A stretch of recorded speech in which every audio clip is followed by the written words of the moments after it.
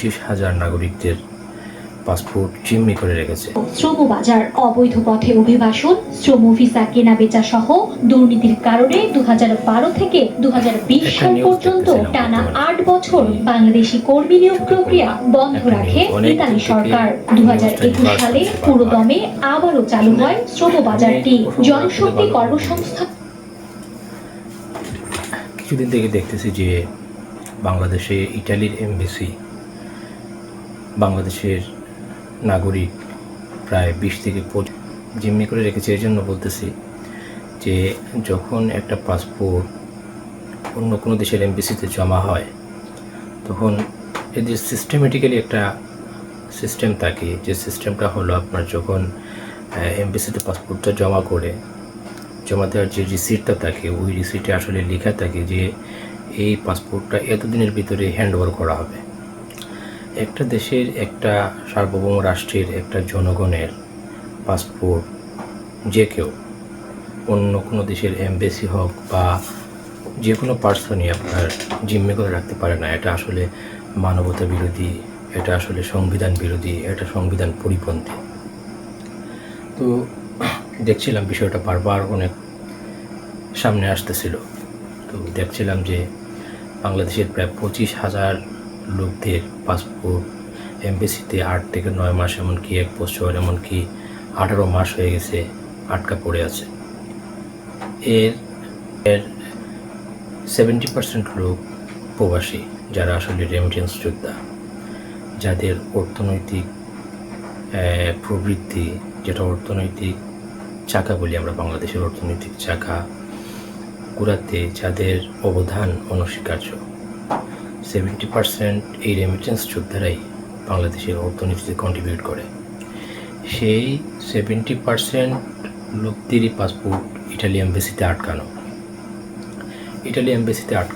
এই জন্য Italy ambassador যিনি, তিনি বলতেছেন যে এর অনেকটা ভিসা, অনেকটা নথি, যাকে নুলুস্টা বলা হয়, ওয়ার্ক পারমিট বলা হয়,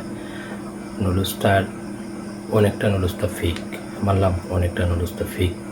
অনেকটা নুলুস্তা যদি ফেক হয়ে থাকে তাহলে অ্যাম্বাসেডর মহোদয় আপনাকে বলি, আপনি নুলুস্তা ফেক হিসাবে কি আপনি পাসপোর্ট জব্দ করে রেখে দেবেন?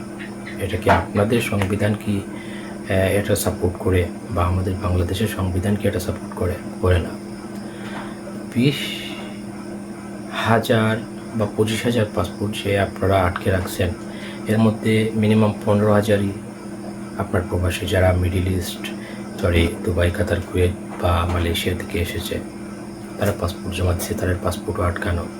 তাদের পাসপোর্ট আটকানোর ফলে এই দেশের অর্থনীতি অনেকটা বেঁকে চলে আসছে, অনেকটা ঘাটতি দেখা দিচ্ছে। কেননা ওই 15,000 বাঙালি যদি মাসে 1 লক্ষ বা 50,000 টাকা করে দেশে পাঠাতো, এটা বাংলাদেশের জন্য অনেক বড় একটা রেমিটেন্সের যোগান দিত। তো এখানে 25,000 লোকদের যে পাসপোর্ট আটকানো আছে, যারা ভুক্তভোগী, তারা অনেকবার আমাদের ব্যারিস্টার সুমন সাহেবের সঙ্গে দেখা করেছেন, প্রবাসী কল্যাণ মন্ত্রণালয়ের ডক্টর শফিকুর রহমান স্যারের সাথে দেখা করেছেন। আসলে সবার সাথে দেখা করে সবাই আশ্বস্ত করছেন যে ওরা কথা বলবেন, কিন্তু ব্যারিস্টার সুমন সাহেব, ওনার বাড়িতেও ওরা গিয়েছিলেন ভুক্তভোগীরা। উনি বলেছিলেন যে কথা বলবেন, আসলে তিনি কথা বলেন নাই এই জন্য, কারণ তিনি হয়তো বা আমি যেটা আমার থিঙ্কে যেটা মনে হয়, এখানে 25,000 লোকের একটা সামান্য কোয়ান্টিটি উনি দেখেছেন। আসলে উনি এখানে 25,000 লোকের বেশি ভিউ পাবেন না বা লাইক পাবেন না, এই জন্য সম্ভবত উনি এই বিষয়টা নিয়ে কথা বলেন নাই। ডক্টর শফিকুর রহমান স্যার এই বিষয়টা নিয়ে কথা বলেছেন অ্যাম্বাসেডরের সঙ্গে। অ্যাম্বাসেডর বলেছিলেন যে 3 মাসের ভিতরে আসলে এই সমস্যাটা সমাধান হয়ে যাবে। তারপরেও আজকে 4 মাস বা 5 মাস হয়ে গেল, এটার কোনো সমাধান আসলে এখনও পর্যন্ত হয়নি। এটা বড় যারা পাবলিক ফিগার, সেলিব্রিটি, তারা আসলে এই বিষয়টা নিয়ে কথা বলছেন না। এই জন্য, কারণ এখানে আপনার লাইক, শেয়ার এবং কমেন্টের মূল্য অথবা যোগান হবে না। 25,000 বা 50,000 লাইক বা কমেন্টে তাদের চলবে না।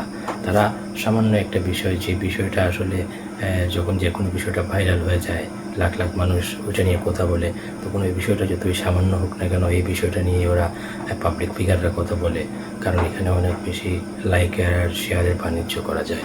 আসলে এখানে 25,000 লোকের ভাগ্যে কী আছে সেটা আসলে আপনিও জানি না, আমিও জানি না।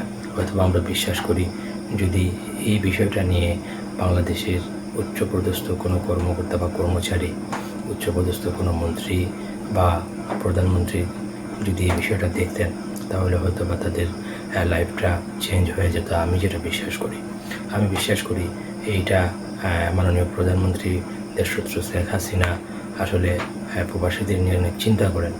যেহেতু ওনার কান পর্যন্ত যদি পৌঁছানো যেত তাহলে হয়তো বা এই সমস্যার সমাধানটা অনেক আগেই হয়ে যেত, কারণ উনি হয়তো বা বিষয়টা জানেননি।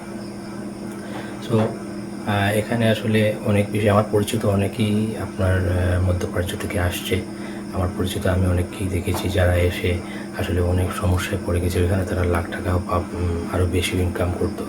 দেশে আসার পরে যখন পাসপোর্টটা জমা দিয়েছে অলরেডি তাদের ভিসার মেয়াদ শেষ হয়ে গেছে, তাদের জবের যে আপনার মেয়াদটা ছিল ওই মেয়াদটাও শেষ হয়ে যাওয়ার কারণে আমি দেখেছি অনেককেই তারা বাংলাদেশে এসে মানা যায় না। যেহেতু আমরা বাংলাদেশে বসবাস করি, বাংলাদেশের যদি অনেক বড় বড় বাংলাদেশের মন্ত্রী মিনিস্টার বা এই সেকশনের যারা আছেন তারা যদি এই বিষয়টা নিয়ে আসলে কথা বলতেন হয়তো বা এটা অনেক আগেই সমাধান হয়ে যেত। এটা এতদূর লাগতো না। একটা দেশের জনগণের পাসপোর্ট নিয়ে আপনি 9 মাস 1 বছর আটকে রেখে দিবেন, এটা আসলে কোনো সংবিধানে হতে পারে না, সংবিধান হতে পারে না। এটা সংবিধান পরিপন্থী বলে আমি মনে করি। আমি বিশ্বাস করি মাননীয় অ্যাম্বাসেডর মহোদয় খুব তাড়াতাড়ি এই ভিসাগুলা যাদের নুলস্থা ঠিক আছে তাদের ভিসা দিয়ে দিবেন, আর যাদের ওয়ার্ক পারমিট ফেক আছে তাদেরকে আপনার রিজেক্ট করে পাসপোর্টটা ব্যাক করে দিবেন। কেননা এখানে আসলে অনেক প্রবাসীর জীবন সংকটাপন্ন, অনেক প্রবাসীর লাইফ আসলে হুমকির মুখে পড়ে আছে।